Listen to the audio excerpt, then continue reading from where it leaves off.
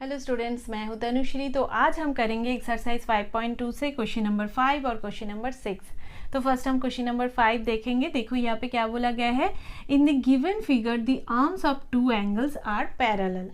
अच्छा, नीचे जो फिगर दिया हुआ है इसमें दो एंगल्स की जो आर्म्स है वो पैरेलल है।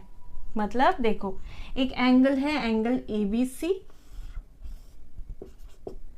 ये है एक एंगल, और दूसरी एंगल है एंगल DEF।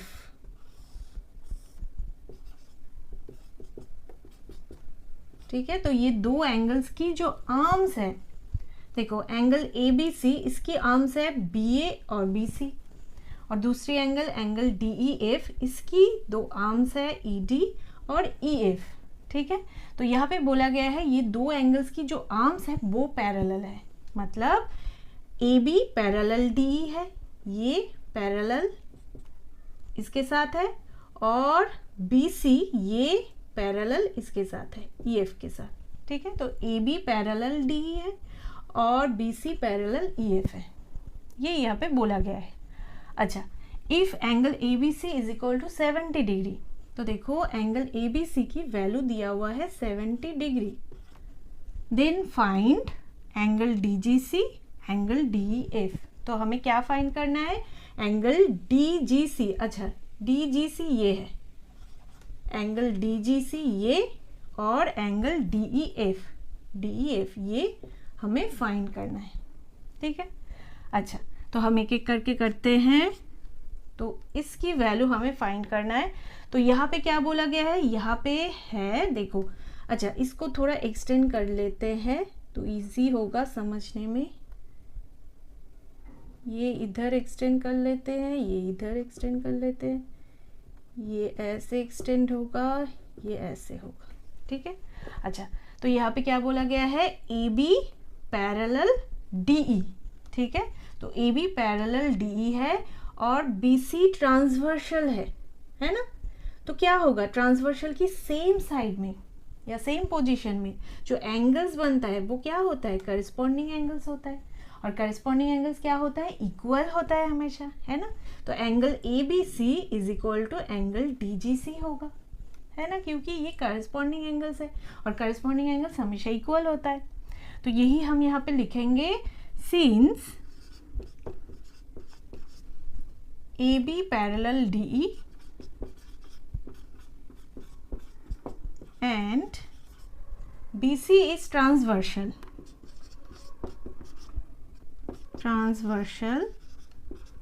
तो क्या होगा, angle ABC is equal to angle DGC। क्यों, क्योंकि ये है करस्पॉन्डिंग एंगल्स।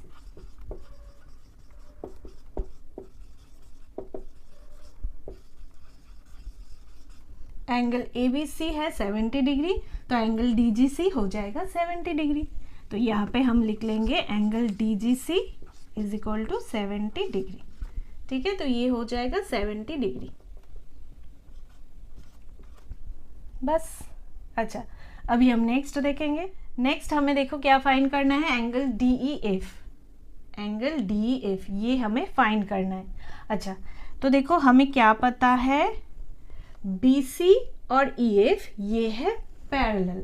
ठीक है, और DE है ट्रांसवर्सल, ये है ट्रांसवर्सल। तो क्या होगा, ट्रांसवर्सल की सेम साइड में या सेम पोजीशन में जो एंगल्स बन रहा है वो होगा करस्पॉन्डिंग एंगल्स, और करस्पॉन्डिंग एंगल्स हमेशा इक्वल होगा। तो यहाँ पे क्या हो जाएगा, angle DGC is equal to angle DEF हो जाएगा, है ना। अच्छा, तो हम यहाँ पे लिखेंगे, since BC parallel EF and DE is transversal, therefore angle DGC is equal to angle DEF। क्यों, क्योंकि ये है करस्पॉन्डिंग एंगल्स। तो देखो एंगल DGC इसकी वैल्यू है 70 डिग्री, तो एंगल DEF ये भी हो जाएगा 70 डिग्री। देयरफॉर एंगल DEF ये भी हो जाएगा 70 डिग्री। ठीक है, तो ऐसे हमें निकालना है। तो ये था क्वेश्चन नंबर 5। अभी हम नेक्स्ट क्वेश्चन नंबर 6 देख लेंगे। नेक्स्ट क्वेश्चन नंबर 6 देखो, in the given figures below decide whether L is parallel to M. अच्छा, नीचे जो फिगर्स दिया हुआ है तो यहाँ पे हमें क्या देखना है, एल और एम ये पैरेलल लाइंस है कि नहीं। एल और एम ये दो पैरेलल लाइंस है कि नहीं, वो ही हमें यहाँ पे चेक करना है। तो हम चेक कैसे करेंगे, पैरेलल लाइंस की जो प्रॉपर्टीज होता है तो उससे हम चेक करेंगे। ठीक है, अच्छा यहाँ पे देखो एंगल्स दिया हुआ है। अगर एल और एम ये दो पैरेलल लाइंस होता है तो ये होगा ट्रांसवर्सल, है ना। एन जो यहाँ पे दिया हुआ है ये होगा ट्रांसवर्सल। तो ट्रांसवर्सल की सेम साइड में ये है इंटीरियर एंगल्स, अंदर के एंगल्स है ना, तो ये है इंटीरियर एंगल्स। तो इंटीरियर एंगल्स क्या होता है, हमेशा सप्लीमेंटरी होता है। मतलब ये दो एंगल्स की सम हमेशा 180 डिग्री होता है अगर ये दो पैरेलल लाइंस होगा तो। ठीक है, तो यही हमें चेक करना है कि ये दो इंटीरियर एंगल्स की सम 180 डिग्री होता है कि नहीं। अगर होता है तो एल और एम ये पैरेलल लाइंस होगा। अच्छा, तो हम यहाँ पे चेक करेंगे 126 degree plus 44 degree.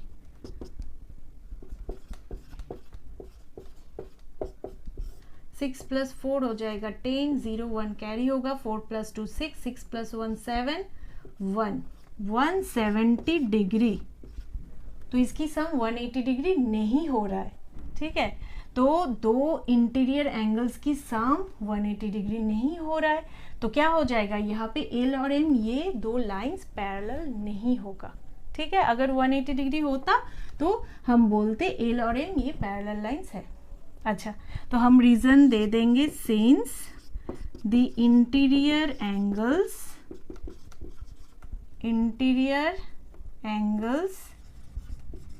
on the same side of transversal are not supplementary। तो यहाँ पे सम 180 डिग्री नहीं हो रहा है ना। अच्छा, since the interior angles on the same side of transversal are not supplementary, therefore L is not parallel to M। ठीक है, तो ये हमें लिखना है। तो ये पैरेलल नहीं होगा। अगर 180 डिग्री आता तो ये पैरेलल होता। अच्छा, तो अभी हम नेक्स्ट देख लेंगे। नेक्स्ट फिगर देखो, यहाँ पे भी हमें चेक करना है एल और एम ये दो पैरेलल लाइंस है कि नहीं।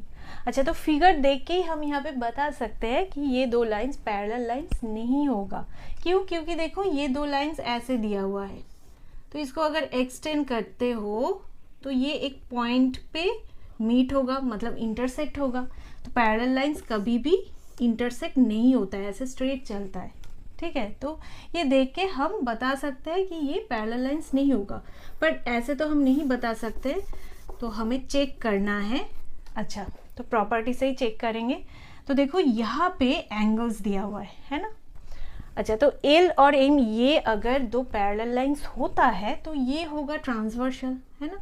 तो ट्रांसवर्सल की सेम साइड में जो एंगल्स बनता है, देखो ये एंगल और ये एंगल, ये होगा करस्पॉन्डिंग एंगल्स, है ना। और करस्पॉन्डिंग एंगल्स हमेशा इक्वल होता है, तो यही हमें देखना है। अगर करस्पॉन्डिंग एंगल्स यहाँ पे इक्वल होता है तो हम बोल सकते हैं एल और एम ये दो पैरेलल लाइंस है। ठीक है, तो ये एंगल हमें निकालना है, तो ये हम मान लेते हैं एंगल एम। ठीक है, अच्छा ये है स्ट्रेट लाइन और यहाँ पे ये दो एंगल्स मिलके क्या बनेगा, 180 डिग्री बनेगा। ठीक है, क्यों? यहाँ पे लीनियर पेयर फॉर्म हो रहा है, तो यहाँ से हम एंगल एम निकाल सकते हैं।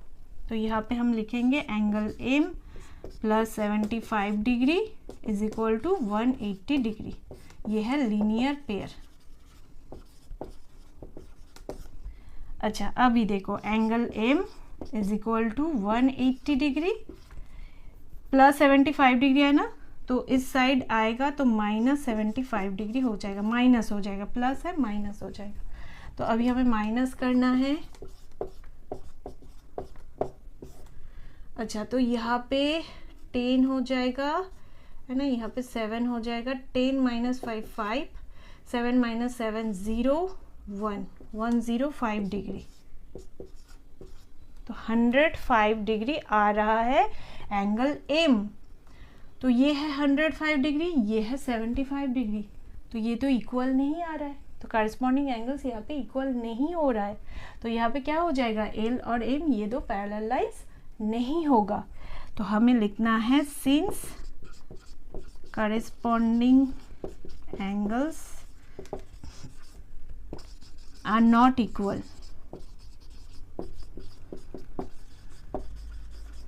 therefore L is not parallel to M। ठीक है, तो ये पैरेलल लाइंस नहीं होगा, क्यों? क्योंकि करस्पॉन्डिंग एंगल्स इक्वल नहीं हो रहा है, तो ऐसे हमें निकालना है। तो अभी हम नेक्स्ट फिगर देख लेंगे। नेक्स्ट देखो, यहाँ पे भी हमें चेक करना है एल और एम ये दो पैरेलल लाइंस है कि नहीं। ठीक है, अच्छा तो देखो यहाँ पे एंगल्स दिया हुआ है। अच्छा, अगर एल और एम ये दो पैरेलल लाइंस होता है तो एन होगा ट्रांसवर्सल, है ना, ये होगा ट्रांसवर्सल। तो ट्रांसवर्सल की सेम साइड में देखो ऊपर की तरफ एंगल है ना, तो ये दो एंगल्स होगा करस्पॉन्डिंग एंगल्स, और करस्पॉन्डिंग एंगल्स क्या होता है, हमेशा इक्वल होता है ना। तो यही हमें यहाँ पे देखना है कि ये दो एंगल्स इक्वल हो रहा है कि नहीं। अगर हो रहा है तो हम बोल सकते हैं एल और एम ये दो पैरेलल लाइंस है।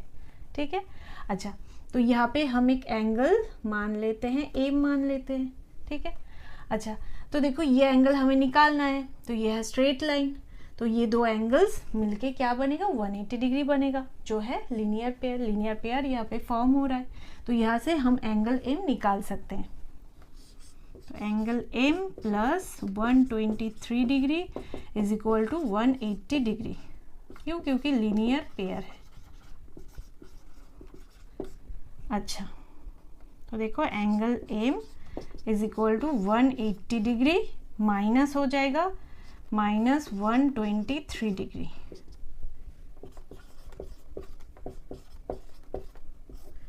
अच्छा तो यहाँ पे 10 होगा, यहाँ पे 7 होगा। अच्छा 10 माइनस 3 हो जाएगा 6 7 8 9 10 7। अच्छा 7 माइनस 2 हो जाएगा 5, 1 माइनस 1 0, 57 डिग्री। ठीक है, तो एंगल एम है 57 डिग्री। देखो यहाँ पे 57 डिग्री आया है ना। तो ये दो करस्पॉन्डिंग एंगल्स इक्वल हो रहा है, तो हम बोल सकते हैं एल और एम ये दो पैरेलल लाइंस है। ठीक है, अच्छा तो हम यहाँ पे लिखेंगे since corresponding angles are equal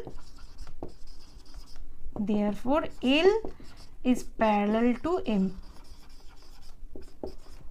तो ये पैरेलल लाइंस है। ठीक है, तो ऐसे हम निकालेंगे। तो अभी हम नेक्स्ट देख लेंगे। नेक्स्ट फिगर देखो। अच्छा यहाँ पे भी हमें चेक करना है एल और एम ये दो पैरेलल लाइंस है कि नहीं। तो फिगर देख के यहाँ पे भी हम बता सकते हैं कि ये दो पैरेलल लाइंस नहीं होगा, क्योंकि देखो इसको एक्सटेंड करो तो कोई भी एक पॉइंट में इंटरसेक्ट हो जाएगा। ठीक है, अच्छा तो हमें यहाँ पे चेक करना है। देखो अगर एल और एम ये दो पैरेलल लाइंस होता है तो ये होगा ट्रांसवर्सल, है ना। तो ट्रांसवर्सल की सेम साइड में देखो, सेम साइड में यहाँ पे एंगल है ना, तो यहाँ पे जो एंगल बनेगा ये दो एंगल्स ये होगा करस्पॉन्डिंग एंगल्स, है ना। तो ये दो करस्पॉन्डिंग एंगल्स क्या होता है, हमेशा इक्वल होता है। तो हमें यही चेक करना है कि ये दो करस्पॉन्डिंग एंगल्स इक्वल हो रहा है कि नहीं। अगर हो रहा है तो एल और एम ये दो पैरेलल लाइंस होगा। अच्छा तो देखो यहाँ पे हम एक एंगल मान लेते हैं, एम मान लेते हैं। अच्छा तो देखो एम ये जो एंगल है ये हमें निकालना है, तो ये है स्ट्रेट लाइन, तो यहाँ पे लीनियर पेयर फॉर्म हो रहा है, तो हम यहाँ पे लिखेंगे angle M plus 98 degree is equal to 180 degree. Linear pair same ही है। ठीक है, अच्छा तो एंगल एम हमें निकालना है 180 डिग्री माइनस 98 डिग्री।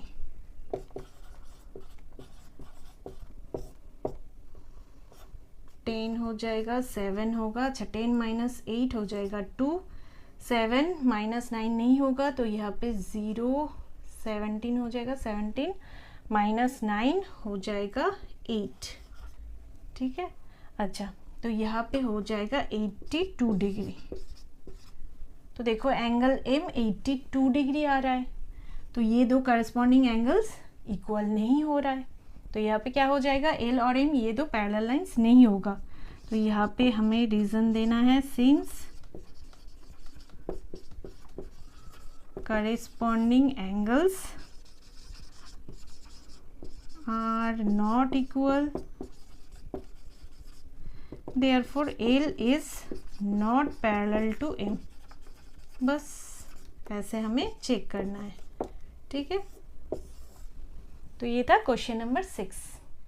तो ये था इस एक्सरसाइज की लास्ट पार्ट। हम नेक्स्ट वीडियो में न्यू चैप्टर स्टार्ट करेंगे।